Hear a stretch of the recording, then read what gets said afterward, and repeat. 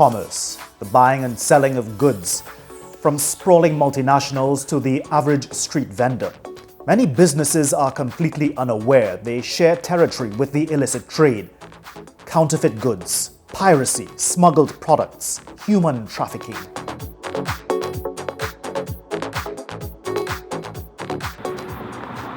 The illicit trade fills hidden spaces that straddle both the legitimate and underground economies. It's like a parasite, feeding off the host, draining countries of resources and putting lives at risk. The illicit trade worldwide is estimated at close to $3 trillion annually. Each year, the global economy loses $2 trillion in tax revenues to this underground menace. Brand protection expert Roger Montero tracks trends in the illicit trade throughout the region. Among the more worrying trends is counterfeit medicines. In the Caribbean, we have about 60% of the population suffers from some kind of diabetes or heart condition, cholesterol levels, high blood pressure, those kind of things. So it's a huge market for pharmaceuticals. And what the illicit traders do, they see these figures. We might see these figures as alarming health figures, but the illicit traders see these figures as an opportunity. The illicit trade is deeply embedded throughout the Caribbean region and Latin America. Governments in these territories have limited resources and a limited understanding of how to combat this scourge. What this means is that businesses, governments, and you, the consumer, pays the ultimate price. You see, illicit traders will do anything to earn money, even if it means killing their own customers.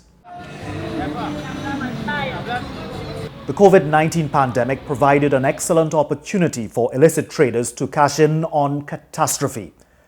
With a death toll in the millions, this health crisis served up unique challenges. As is their nature, criminals were trying to take advantage of the chaos stirred up by this global crisis. But that's precisely what the illicit trade does best. With many countries desperately trying to get their hands on vaccines, fake vaccines popped up. The pharmaceutical industry is the perfect fit for the illicit trade. These criminals have achieved extraordinary levels of sophistication in setting up the processes to create fake medicines, ones that you and I take, including vaccines. Now, the vaccine industry is one of the most heavily regulated on the face of the earth. But in instances where demand outstrips supply, well, illicit traders see an opportunity and fake vaccines can slip through the net. The World Health Organization flagged the threat of counterfeit vaccines during the height of the pandemic. Illicit traders started polluting the market with vaccines that can kill, and all in the name of a quick payday. But that's to be expected.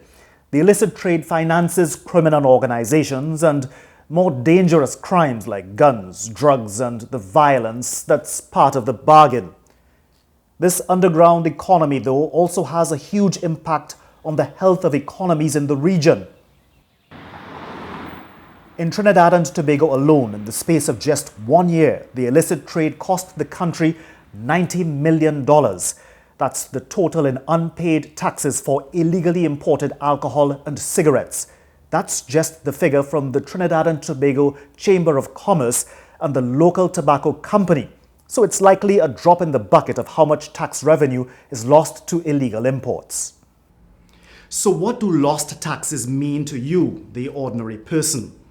Well, in an ideal world, your government would collect taxes on your behalf. Those resources would be plowed into goods and services, the building of hospitals, the acquisition of medicines, the building of roads, maintenance of bridges, and so on.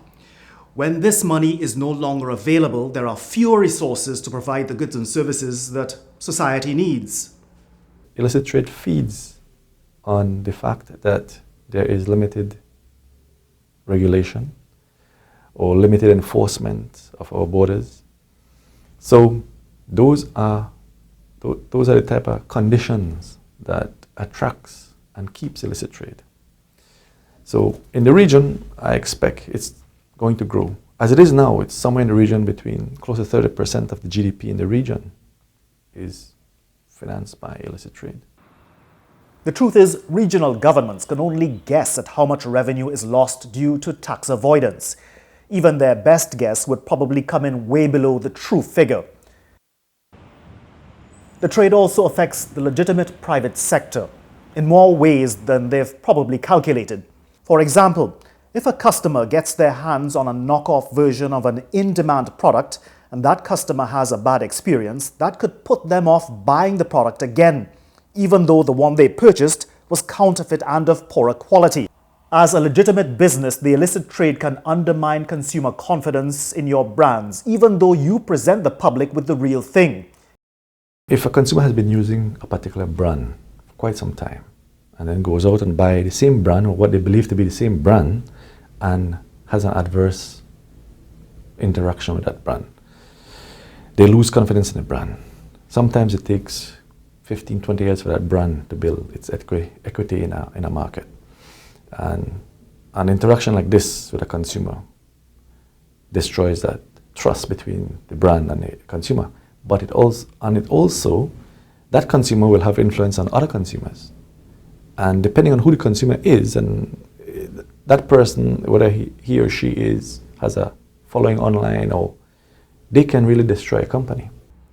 The challenge to the legitimate private sector or the above-ground economy goes much further. Yes, illicit traders are depriving the state of much-needed taxes. But they're also selling fakes, which means that they're gobbling up your consumers, selling them cheaper goods. Those are losses you can't even begin to measure. Businesses in the region know the illicit trade costs them, they just can't be sure of how much because of its secretive nature. It's like having a competitor you don't know about, so it's difficult to come up with a strategy to put up a fair fight. It's not only about illicit trade.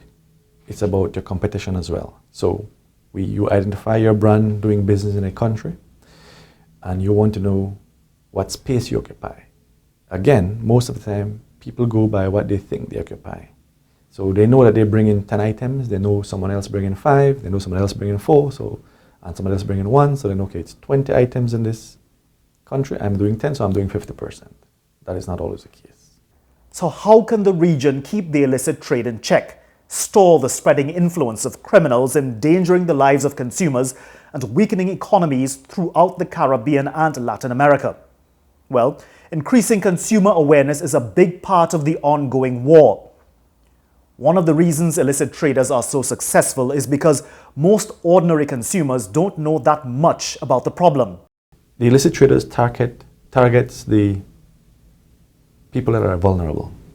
The people without money that has to stretch the little money they have, or the people with money that doesn't have knowledge. In most cases, they also target the elderly, people who tend to not be in the know. So they're not aware of what the contemporary trend in crimes are. So they trick the people, basically. Because the illicit trade has worked its way into almost every aspect of our lives, opening consumers' eyes to the scope of its influence will take some effort. Effectively raising awareness requires the combined efforts of regional governments, private sector players and law enforcement, including the police and customs. Businesses in particular have to start seeing illicit traders not just as random criminals, but competitors. In this way, the private sector will make an anti-illicit trade strategy a natural feature of their business model. When businesses learn more about the illicit trade, they can offer greater protection to both their consumers and their own business interests. So fighting the illicit trade has to be seen as a crucial business cost. There are other areas where the illicit trade is being fought. Heavily targeted by illicit traders are the cigarette and alcohol industries. These are favored goods because they're fast-moving products. They don't stay on the shelves very long. That means that they keep illicit traders in a steady stream of income, regular turnover. Well, the alcohol industry has come up with a rather unique way of combating illicit traders. One way the industry tries to shut out smuggled and counterfeit cigarettes and alcohol is through tax stamps. When licensed distributors or manufacturers pay excise duties and taxes on their products, they can be issued tax stamps, which will show the goods are compliant with tax regulations. A system of tax stamps can be an effective strategy against the illicit trade, but mounting a serious pushback against the underground economy is going to take much more than a one-pronged approach. You need to do collaboration. Collaborate between industries, because the illicit trade is across industry. More times than others, you find that the same supply chain that brings in pharmaceutical, brings in tobacco, brings in alcohol, brings in parts. So collaboration, not only collaboration between the industry, but collaboration between the authorities and countries. Not because it's not affecting you today, you do nothing. And then tomorrow, when it's affecting you, you realize and say, "Man, I should have helped the other sector when they had a problem." With illicit traders invading every corner of demand, it's going to take a coordinated effort to fight this scourge.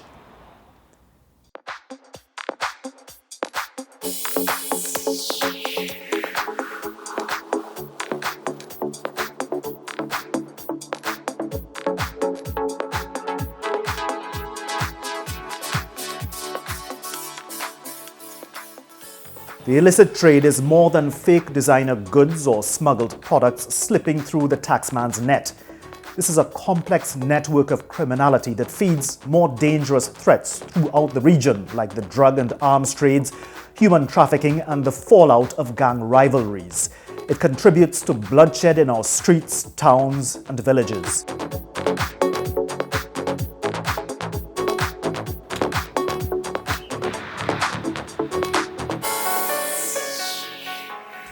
It's impossible to eliminate the illicit trade altogether, but with combined sustained efforts at tackling the problem, countries in the region can significantly reduce the worst effects of this dark economy.